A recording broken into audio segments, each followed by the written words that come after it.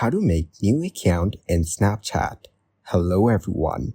In this video, I will show you how to make new account in Snapchat. First, open the Snapchat app on your mobile device. Then, enter your first and last name, then tap Continue. Next, enter your birthday and tap Continue again. Set a password and proceed by tapping Continue. Next, enter your email and tap Finish to complete the process. After that, you can add friends by selecting them or creating a Bitmoji to personalize your account.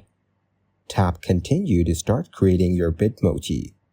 You can use your face in the circle or select options for a girl or boy avatar to design your Bitmoji.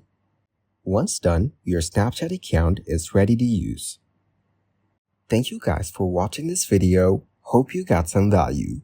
Make sure to like the video and subscribe to the channel to get notified of new videos.